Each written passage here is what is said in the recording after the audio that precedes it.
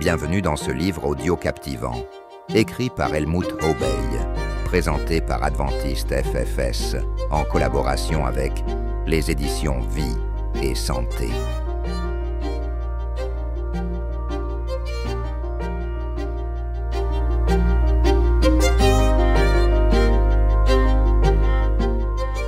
Sans pluie de la première saison, pas de pluie de l'arrière-saison. Nous avons besoin de la pluie de la première saison, l'effusion de l'Esprit Saint, pour mûrir spirituellement, afin de profiter des bénéfices de la prière de l'arrière-saison. La pluie de l'arrière-saison qui amène la récolte à maturité symbolise la grâce qui prépare l'Église au retour du Fils de l'homme. Mais si la pluie de la première saison n'est pas tombée, il n'y a pas de vie et pas une feuille ne poussera. Si le printemps n'a pas accompli son œuvre, la pluie de l'arrière-saison n'aura pas de blé à faire mûrir. Le Saint-Esprit et la sanctification biblique. Elle, la sanctification selon les Écritures, n'est possible que par la foi en Jésus-Christ et par la puissance de l'Esprit habitant dans le cœur. Grandes œuvres missionnaires sans le Saint-Esprit? Est-il possible que de grandes institutions, des programmes d'évangélisation efficaces et des stratégies missionnaires puissantes aient aussi pu être développés sans l'Esprit de Dieu? Andrew Murray, le grand missionnaire d'Afrique du Sud, savait que c'est tout à fait possible et que c'est même la réalité pour une grande partie du christianisme, car il a écrit la chose suivante. « Je puis prêcher, écrire, penser, méditer et faire mes délices des choses du livre et du royaume de Dieu, alors que la puissance du Saint-Esprit est totalement absente. » Je crains qu'en examinant la prédication qu'on entend dans l'Église du Christ, on se demande pourquoi il existe, hélas, si peu de puissance pour convertir à travers la prédication de la parole. Pourquoi constate-t-on un si piètre résultat pour l'éternité malgré la somme de travail accompli? Pourquoi la parole possède-t-elle si peu de puissance pour encourager les chrétiens à la sainteté et à la consécration?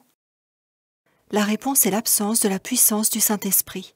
Pourquoi en est-il ainsi? Il n'existe pas d'autre réponse que celle-ci. La chair et l'énergie humaine occupent la place du Saint-Esprit. Le Saint-Esprit et la santé.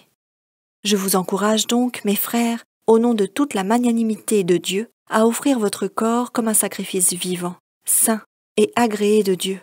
Voilà quel sera pour vous le culte conforme à la parole. Romains 12, verset 1.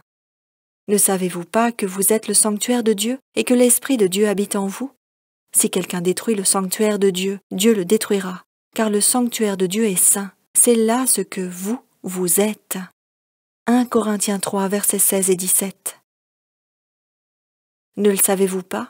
Votre corps est le sanctuaire de l'Esprit Saint qui est en vous et que vous tenez de Dieu. Vous ne vous appartenez pas à vous-même, car vous avez été achetés à un prix. Glorifiez donc Dieu dans votre corps. 1 Corinthiens 6, versets 19 et 20. Voir aussi Exode 15, verset 26. Les personnes qui sont remplies du Saint-Esprit sont un temple de Dieu. Avez-vous déjà réfléchi ce que cela signifie pour votre vie? Un temple, c'est une habitation de Dieu. Dieu a dit à Moïse, « Ils me feront un sanctuaire et je demeurerai au milieu d'eux. » Exode 25, verset 8. Si nous prenons ces versets au sérieux, prendre soin de notre santé et de notre hygiène de vie feront partie de l'expression de notre foi. Notre corps appartient à Dieu.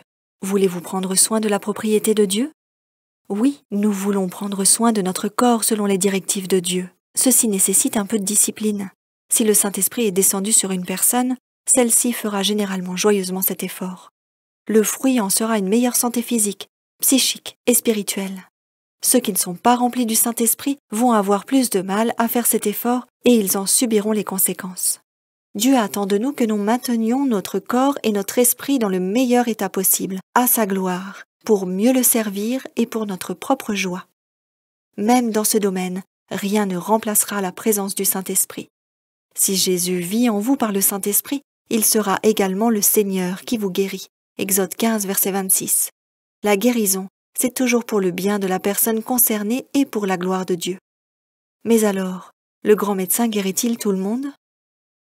Une femme cambodgienne d'un certain âge arriva dans un hôpital missionnaire pour réfugiés en Thaïlande.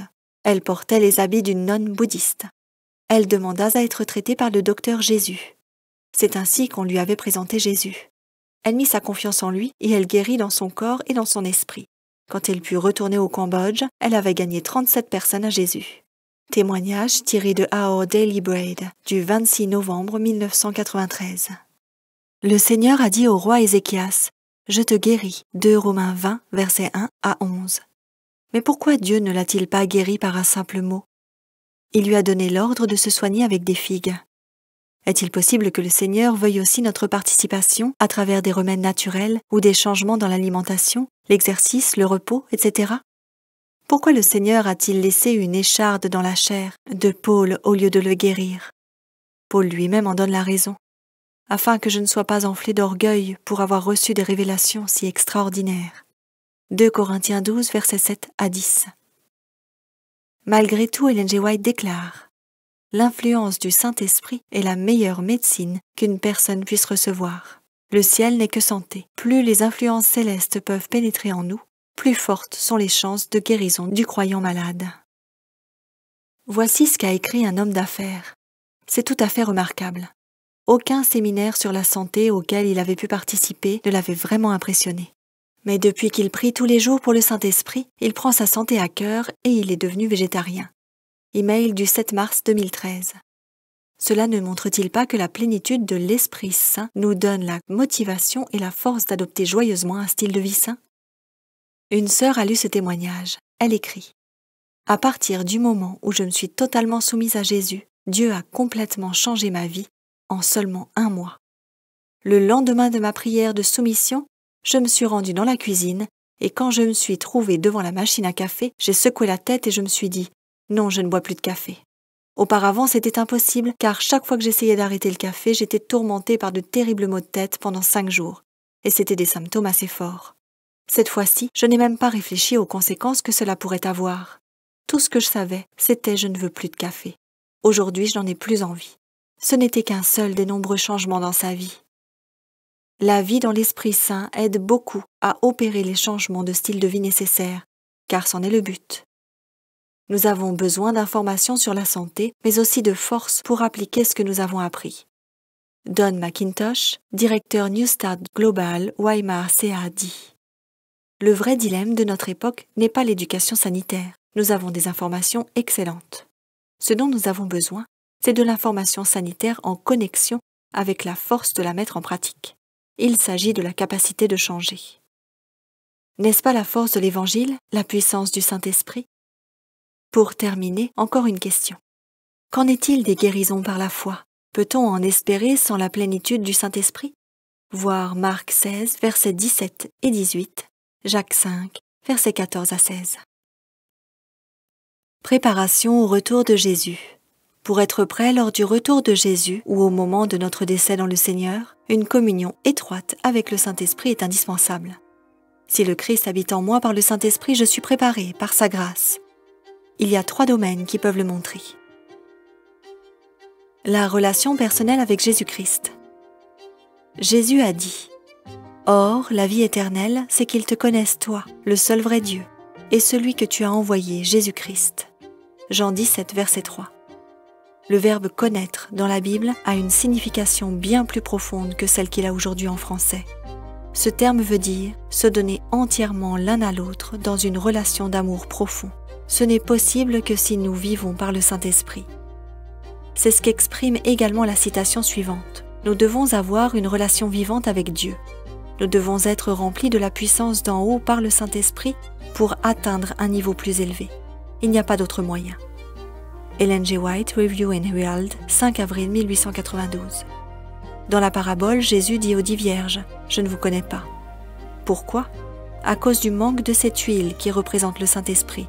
Matthieu 25, versets 1 à 13. Les hommes qui ont fait que Jésus soit cloué sur la croix avaient d'excellentes connaissances de l'Ancien Testament. Mais suite à la mauvaise interprétation qu'ils en faisaient, ils n'ont pas cherché à avoir une relation personnelle avec Jésus. Sommes-nous conscients que l'Église de la fin a besoin de l'attachement le plus ferme à Dieu à cause de la situation de cette époque?